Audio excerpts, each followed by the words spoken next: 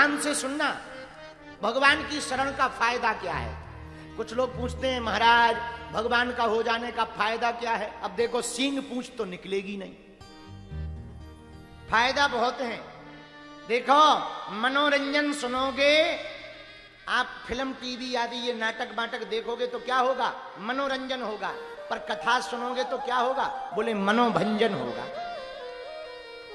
दोनों में अंतर है। बोलो सीताराम। तो भगवान की शरण में जाने से फायदा क्या है? कुछ बिना फायदे के भी तो काम करो। आदमी बिना फायदा का कुछ करता ही नहीं, पर अनेक ऐसे काम हैं जो बिना फायदा के करता हो, कभी पूछता नहीं। अब किसी से पूछा जाए गुटखा खाने से क्या फायदा है, तो कहेगा फायदा तो नहीं है, बस आदत है छटरी के भरे। तो जब गुटखा की आदत हो सकती तो जब की आदत नहीं हो सकती। लेकिन उसके लिए पूछेगा क्या फायदा, न कटा मुंह सरचंदा। किसी से पूछो बीड़ी पीने से क्या फायदा, एक हमारा चेला था, तुम नहीं, एक और चेला था, वो बीड़ी पीता था, बीड़ी हमारा चेला। हमने पूछा बेटा बीड़ी क्यों पीते हो, बोले गुरुजी पेट साफ हो जाता। तो हमें बड़ी हंसी आई। बोले हंस क्यों रहे, हम कहा फिर डॉक्टर उल्लू हैं जो पेट साफ के लिए सिरप पिलाते। हमें तो बीड़ी पिलानी चाहिए। अगर बीड़ी पीने से पेट साफ होता आदमी भी बड़ा बचत। और इतने बहाने खोज लेता, इतने बहाने खोज लेता। एक जगह विद्यालय में विद्यार्थी रहते थे 20-25। एक विद्यार्थी रहा होगा तुम लोगों जैसा खतरनाक, वो रोज बीड़ी पी। गुरुजी बाहर निकले कि वो रेल जैसा धुआं। अच्छा बीड़ी वालों के भी अपने अलग शौक हैं, वो बीड़ी पिएंगे धुआं अंदर लेंगे फिर नाक से निकालें, उसका भी अलग आनंद। अच्छा निकालेंगे सो तो ठीक है, ऊपर की तरफ उड़ता भी देखते हैं कि निकला कि नहीं। एक आदमी ने बीड़ी पी, बड़ा परेशान, हमारे बगल में बैठा था, ट्रेन में जा रहे थे। हमने कहा क्या हुआ भाई साहब तुम परेशान क्यों हो, बोले धुआं नहीं निकल रहा। तो हम भी मजाक के मूड में थे, हमने भी कह दिया, हमने कहा लगता है या तो बोल्ट कस गया है या बीड़ी खराब है। अंदर का पिंच या तो कस हो गया है या फिर बीड़ी खराब। तो बीड़ी, अब वो बालक रोज बीड़ी पिए, गुरुजी जैसे ही बाहर जाए वो बीड़ी के ऐसे सूटा देवे। गुरुजी बड़े हैरान, गुरुजी बोले नालायक मूर्ख, बीड़ी पीते हो शर्म नहीं आती। बोले गुरुजी आदत है, तो अगर नहीं पिएंगे तो पेट साफ नहीं। बोले सुनो रोज नहीं पीनी चाहिए, रविवार को पी लिया करो। बोले हाँ ये ठीक है, जो आज्ञा आप। अब गुरुजी चले गए, और जैसे ही गुरुजी गए तो ये तो रविवार इंतजार ही कर रहा था। अब रविवार आया तो ये बिंडल लेके आ गया। बोले आ जाओ बच्चों, गुरुजी ने कहा रविवार को बीड़ी पीनी चाहिए। अब बताओ लो, और उसने पूरे आश्रम वालों को बीड़ी पिला दी। अब गुरुजी आए, बोले ये क्या है, बोले आज रविवार है। बोले रविवार तो है पर ये क्या है, बोले बीड़ी है। अरे बोले बीड़ी तो है पर सब क्यों पी रहा है, बोले आपने ही तो कहा था रविवार को बीड़ी पीनी चाहिए।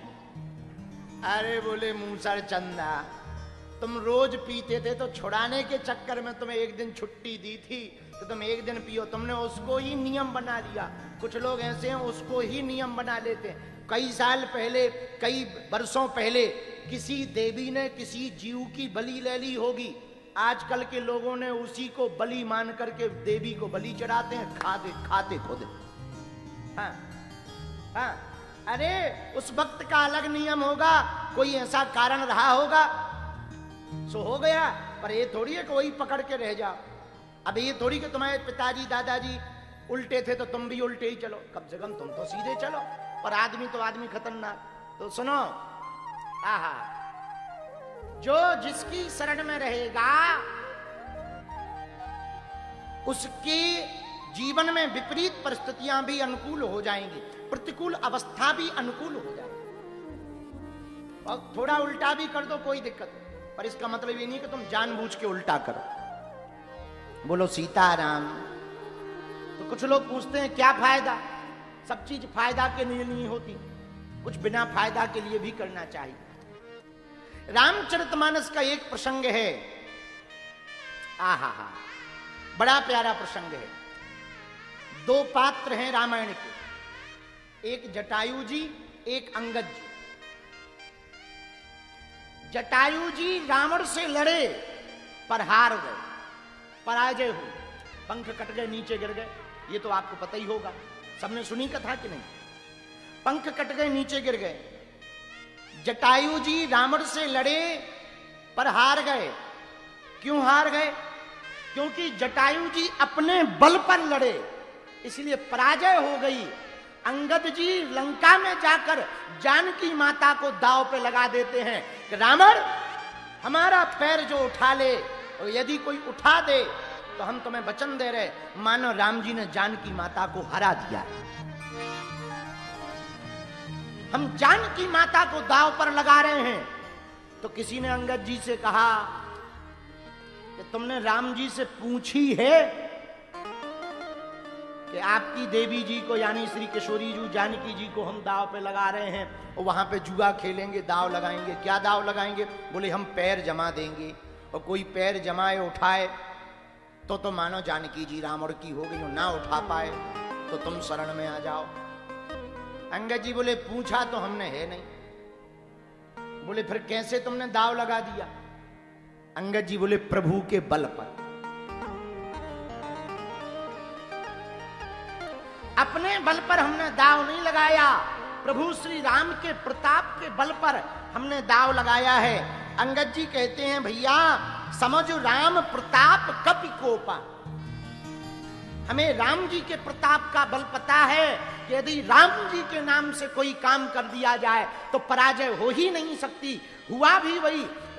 लंका के बड़े बड़े मल्ल, बड़े बड़े योद्धा अंगद जी का पैर हटाने आए पर टिस का मिस ना कर पाए। स्वयं रावण चरणों में जब झुका तो अंगद जी ने पैर हटा करके कहा, रावण जैसा तू हमारे चरणों में झुक गया, ऐसे यदि तू राम जी के चरणों में झुक जाए तो तेरा बेड़ा पार हो जाए।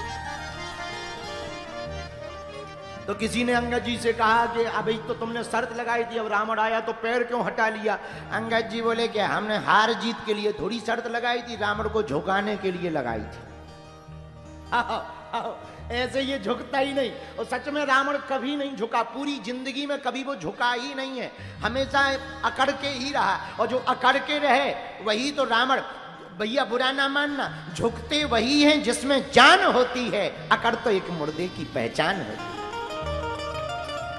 तो रावण झुका नहीं। अंगद जी बोले हमने तो झुकाने की कला निकाली थी कि झुक जाए। अच्छा संत करते क्या है? संत यही तो करते हैं। संत किसी को नीचा थोड़ी दिखाते हैं, संत किसी को हराते नहीं है, संत किसी की बेइज्जती नहीं करते। संत तो केवल झुकाने की आदत डाल देते हैं ताकि तुम झुकते रहो।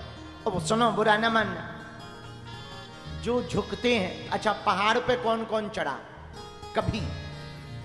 हाथ उठा। बाकी लोग सड़कों पे ही चलते रहे क्या? हैं? देखो भाई हम तो पहाड़ वाले आदमी हैं, गांव वाले आदमी, हम तो खूब पहाड़ों पे चढ़े, रोज पहाड़ चढ़ते ही हैं। बागेश्वर बालाजी जहां बैठे वो भी पहाड़ ही पे हैं। तो पहाड़ पे कौन कौन चढ़ा? हम नीचे हाथ कर लो। यदि आप पहाड़ पे चढ़े होंगे तो एक कला देखी होगी, जब पहाड़ पे चढ़ते हैं तो झुकते हैं। जितनी ऊंची ऊंचाई उतना ही धनुष बाण बन जाता है, टेढ़ा होता जाता है। हाँ जी या ना जी बोलो? जितनी ऊंची ऊंचाई होती उतना ही आदमी झुकता चला जाता है, लेकिन जैसे ही उतरता है सो अकड़ जाता है। तो जो झुक गया हो समझ जाना ये ऊपर चढ़ रहा है, और जो ऐसा हो जाए समझ जाना ये नीचे उतर रहा है।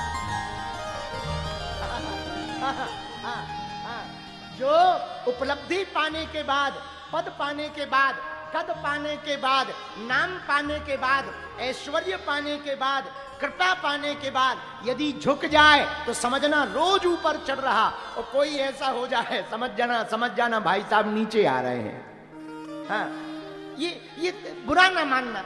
तो संत का काम क्या? संत का काम है झुकाना। किसके चरणों में? अपने चरणों में नहीं, भगवान के चरणों में झुकाना। लेकिन इस बात का आशय पूरा निकल आया, जो अपने बल से लड़ा वो तो पराजय को प्राप्त हुआ, लेकिन जो भगवान के बल से लड़ा वो विजय को प्राप्त हुआ।